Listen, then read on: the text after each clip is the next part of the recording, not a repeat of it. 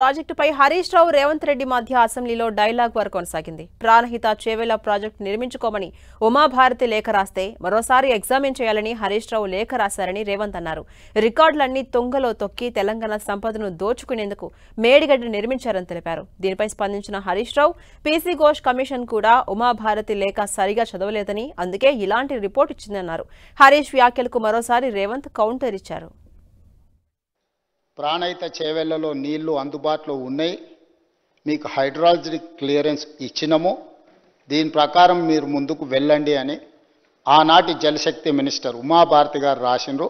ఆ లెటర్ని ఆనాటి సాగునీటి పారుదల శాఖ మంత్రి హరీష్ రావు గారు స్వయంగా ఎండార్స్ చేసిన లెటర్ నేను తమరికి చెప్పి వినిపిస్తాను. అధ్యక్ష, నీటి అందుబాటులో ఉంది, మీకు అనుమతులు ఇవ్వడం జరిగింది, ప్రాజెక్టును నిర్మించుకోండి అని ఉమాభారతి గారు లేఖ రాస్తే వీళ్ళ ఉద్దేశము, వీళ్ళ ఆలోచన, వీళ్ళ తప్పుడు విధానాలు, దోపిడీ చేయాలన్న దురాశ మళ్ళీ తిరిగి మీరు ఉన్నాయా లేవా ఇంకొకసారి మళ్ళీ ఎగ్జామిన్ చేయండి అని చెప్పి వీళ్ళు తిరిగి లేఖ రాసి అక్కడ పోయి కూర్చొని నీళ్లు ఉన్నాయా లేవా అని దాన్ని మళ్ళీ ఒకసారి ఎగ్జామిన్ చేయండి అని, ఒక్కసారి మీకు అనుమతి వచ్చి ఒకసారి మీరు ఎమ్మెల్యేగా గెలిచి సభలోకి వచ్చిన తర్వాత సర్టిఫికేట్ తీసుకొని ఇక్కడ ఓట్ చేసినాక మళ్ళీ పోయి ప్రజలు నేను ఎమ్మెల్యే అయినా కాలేదా అని ఎవరైనా అడుగుతామా అధ్యక్ష?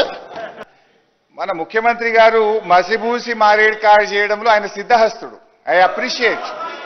అయితే ముఖ్యమంత్రి గారు ఉమాభారతి గారు లెటర్ పేజ్ 3 ఓపెన్ చేయండి. I read out. ముఖ్యమంత్రి గారు ఏమన్నాడు? ఉమాభారతి గారు లెటర్ రాసిండ్రు, హరీష్ రావు గారు ఎండార్స్ చేసిండ్రు, నీళ్ళు ఇచ్చేసిండ్రు, అనుమతి వచ్చేసింది అన్నాడు.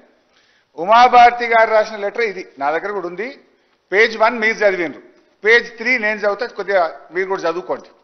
పేజ్ 3 పారాగ్రాఫ్ 3 ఉమాభారతి గారు రాసిన లెటర్ ఇది. వారి సంతకం ఉంది, ఎంబ్లం ఉంది.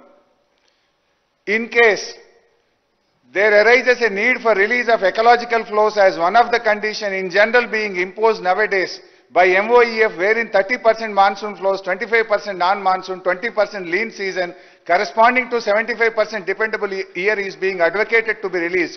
Under such circumstances, the proposed diversion of 160 TMC of water may not be available for utilizations. The strategy to meet out planned utilizations under such circumstances need to be clarified. Uma Bharti గారు రాసిన మొదటి page ఆ commission మొదటి page చదివింది కానీ 3వ page చదవలేదు కనుకనే ఆ కమిషన్ తప్పుడు రిపోర్ట్ ఇచ్చింది అని చెప్పి నేను చెప్తా ఉన్నా. చెప్పిన అబద్ధాన్ని మళ్ళీ మళ్ళీ చెప్పడానికి ప్రయత్నం చేస్తుండు. ఆనాడు మంత్రిగా పనిచేసిన అని ఈనాడు కూడా వారు మంత్రిగానే భావించి మళ్ళీ ఆ తమ్ముడు సమాచారాన్ని మళ్ళీ తిరిగి పదే చెప్తుండు.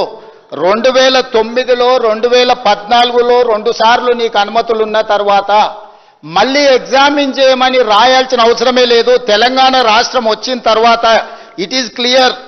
14/10/2014లో కేటగారికల్గా మీకు రిపోర్టు, డీటెయిల్ రిపోర్ట్ ఇచ్చి మీకు పర్మిషన్ ఇచ్చిన తర్వాత ప్రాణహిత చేవెళ్ల సుజల స్రవంతి ప్రాజెక్టు మీద మీకు క్లియర్గా 2009లో ఒక్కసారి, 2014లో తెలంగాణ రాష్ట్రం వచ్చిన తర్వాత ఇంకొకసారి నీరు అందుబాటులో ఉన్నాయని చెప్పిన తర్వాత మళ్ళీ మీరు నీళ్లు అందుబాటులో ఉన్నాయా లేవా అని పోయి అడుగుతున్న వెంటనే ఉన్నాయి. 2009 లేఖ ప్రకారం నీరు అందుబాటులో ఉంది, 2014 లేఖ ప్రకారం నీరు అందుబాటులో ఉంది, మేము తుమ్మిడేటి దగ్గరనే ప్రాజెక్టు నిర్మించుకుంటామని వాదించాల్సిన వీళ్ళు ఆ పని చెయ్యకుండా వీళ్ళు అక్కడి నుంచి ఊరు మార్చి, పేరు మార్చి, అంచనాలు మార్చి తెలంగాణ ప్రజల సొమ్మును 1,00,000 కోట్లు కొల్లగొట్టాలన్న ఆలోచన చేసి తప్పుడు పనులు చేసి తెలంగాణలో దోపిడీకి పాల్పడి మళ్ళీ తప్పుదోవ పట్టించడానికి ప్రయత్నం చేస్తున్నాడు.